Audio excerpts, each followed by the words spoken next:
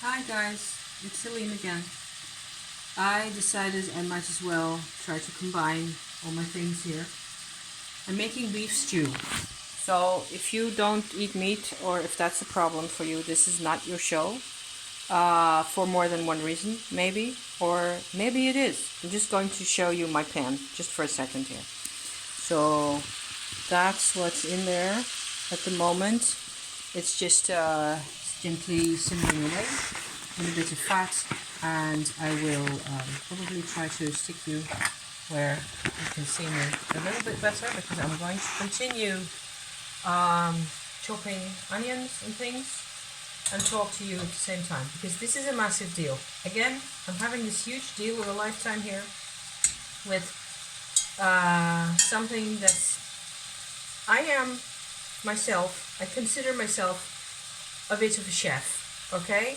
I love good food, I love cooking, I've always loved making this in particular. This is prime beef that I got from my market, from my friends over yonder who produce this stuff themselves. They have animals, they do all the work that is involved in there. This is the best beef I can get at a very reasonable price also. It's not completely organic, but it's as close as you can get to that. And the level of care that they put in this is just excellent. Now, why am I showing this to you? Why am I having a big deal with this? Changes in my life, basically. Recently, there's been a lot of stuff that's, changed for me. My attitudes towards life have changed. This, however, hasn't. But the funny thing is, over the past, 6 weeks, 2 months or so, I will pull you in a bit closer, otherwise you will only hear the pan talking, I think. Over the past 2 months, I have managed to screw up this recipe at least 3 times. I've managed, it's fairly simple. I've done it 100 times before and it was excellent. And there have been changes in my life. So I want to figure out what exactly is going on here. It is also, to quite a large extent, a recipe I learned from my mother. The immediate obvious thing for me is that I messed it up in probably the only way, other than burn it, is probably the only way you can mess this up, is by messing with the temperature for too long a period of time or something, What I probably did is I either overcooked it or undercooked it instead of getting it just right. So I am in this phase now where I'm going to stick everything in the pan. All the rest of my beef here. Turn you slightly like this so you can still see what I'm on about. And stick these couple of bits in there and they will just simmer away for a bit longer. I will add my onions after a while. What I've learned on a TV show a while ago is that it's actually a good idea to take out the meat again, let that cook down a bit more, and then stick your onions in. So I'm going to start off with me half an onion that I have left from yesterday. And as I do this, I will continue talking about my travails. Because boy, so as I said, I'm a chef. I consider this cooking business and food and all the rest of it. I have a Venus in Cancer. So this is my life, I like the good life. I enjoy making food, whether it's pancakes or baking bread or cookies or also really ordinary things. Mashed potatoes can be excellent. I will go on forever about adding a bit of nutmeg or blah blah blah. I love spices, I love herbs, I love all sorts of teas, and I've got cupboards full of spices and teas and stuff. All that is very much part of my life. And I also grew up with a mother who was on a diet because her innards were having a really hard time in her life. I think that mainly what she suffered from was unresolved anger and abandonment issues and things like that. Now, the reason I'm also a bit upset, sort of, to some extent at the moment, is that I noticed that I had sciatica pains in my butt on this end, you know. That's nasty. It's something that I don't often have anymore, and I was considering whether it's possible that sciatica as a phenomenon, as a symptom, yes, that's the word, actually may have something to do with feeling abandoned. So I'm just shoving that into the internet.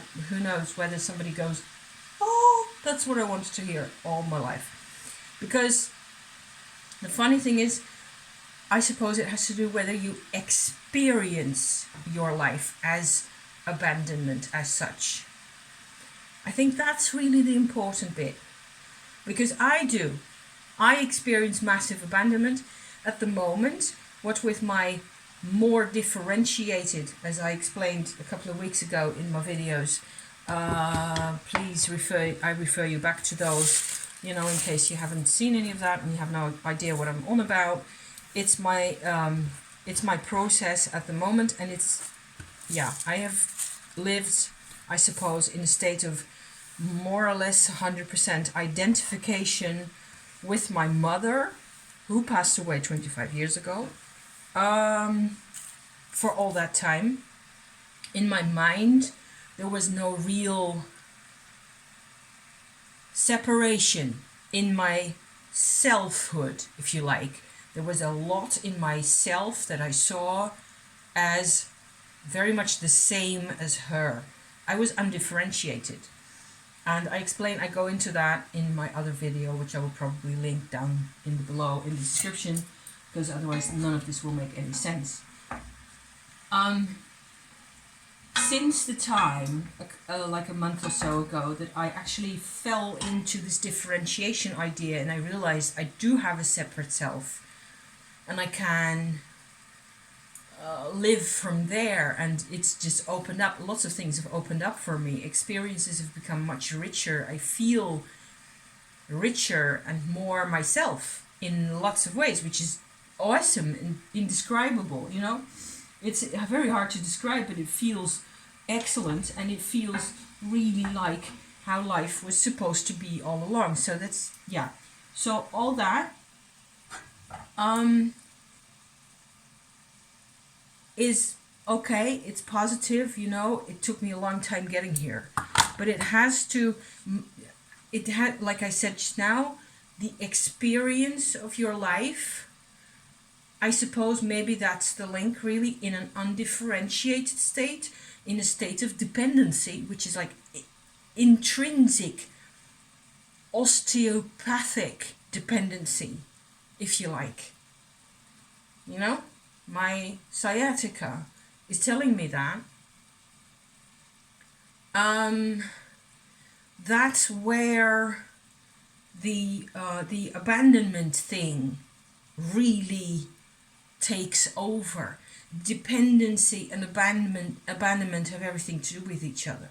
My mother was, I think, psychologically much more independent. She traveled the world by herself whenever she felt the need to, you know, just go out and go away. She was always on the run also, so she was never a happy person. She was never even really creative. This also, making food, was one of the few things that she, especially making food for me, I think, is one of the few things that she was actually rather good at and expressive in some way or other. But I think that the dependency, undifferentiation, It goes all the way back to narcissism, preferably outside the screen, thank you very much. But it's linked because there's videos about narcissism in my recent vlogging history as well. I think that abandonment is just hinged in there. It's soldered into that whole thing, into that whole mental attitude. And in that respect, my mum and I weren't the same. Even though I was undifferentiated from her, it's confusing as heck. I swear to God. I'm just coming to these ideas also because what I did with my stew that messed it up 3 or maybe 3 times, I think it was 3 times, really, I was really disappointed, what with having bought this nice meat, and I've got these, you know, all these nice ingredients, I'm going to put in cloves and spices and things like that. I've got broth in the back, bone marrow broth, really, you know, sturdy stuff. They're predicting cold weather, so it's going to be yummy, it's going to be awesome. How can I make this, go to all these lengths, gonna spend an hour prepping and whatever, you know, and then I just stick it on the gas, and I'm going to go off to the computer or to my bath and just plain forget to keep in touch with this. I abandon the thing. So to me, this all makes perfect sense. You know, it's like, wow. The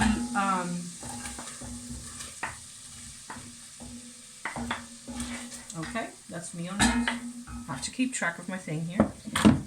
The connections and the level of, we will see what we get. Okay, I will put a comment down there somewhere for you to see whether I did it this time. Because this is like the 3rd or 4th, whatever it is, time pays for all. I'm going to sit right there and knit and watch videos and whatever else. I'm going to be really close by. I'm not going to the computer, which is kind of tempting because it needs an hour and a half to sit and stew. But the temperature has to be right. If I don't do that right, then I'm not going to get my fabulous meal here. It's a really big difference between a fabulous meal and, you know, yeah, so I'm trying to make this happen for all of us. Wish me luck, and I hope the interference between the sound of chopping onions and all that and the psychological subject matter isn't too disturbing. To me, it's all very much connected, and it's very it's very much a choice. I don't want to live without my chefing capabilities. I want to be able to rely on my food making and homemaking qualities. Thank you very much. I don't want the past to take that from me. And it's my choice. I only have to make sure, because there. So it shouldn't be that hard. So, thank you for watching. I'm going to add my spices now. If you want to know my spices, maybe you should stick around just slightly longer. Because what I certainly got from my mum is to use cloves for that. So, these little guys, right? Like so. Yes. 1, 2, 3, 4, 5, 6, 7. Just like in the old days. 7 cloves on a whole pan of thingamajig mixture. To this I will add the broth that is cold. The beef goes back in, the broth goes in. I will add sea salt. That's rather important, because otherwise you still mess it up. I've got this nice grainy, it's like big grains of course, can't show you. Of course, sea salt. Whatever else, let me show you my spice cupboard, because since it's such a big part of the story here. this is it. So I've got chili powder, lots of Indian type spices over here, powder form as well as you know, whole grain type. This is cumin. It's not in a pot that used to be. It's a tomato paste pot that contains my cumin seeds. Coriander, laurel, bay leaves. Bay leaves are important to go into the stew always, and so on and so forth. Over here I've got lots of types of paprika powder, like the coarse Turkish. You won't be able to make that out probably, maybe. You can see some of the grainy bits in there, see? So yeah, lots of good things here. And up there is just storage, you know, noodles and stuff, nuts and things. So the crucial bit is time here. I'm not adding that much garlic. I thought that I was going to go really low on the garlic for now. I will put you back in the holder for a little bit and finish this up. Thank you so much for being here. Thank you for watching me rant, because heart chakra, all that, you know, is also in there. So I'm confused as heck. I can sound like I know what I'm on about for a day or two and then floop, you know. So thank you again, and I will be you know, I'll be posting again. So okay, thank you for watching. See you next time. Bye bye.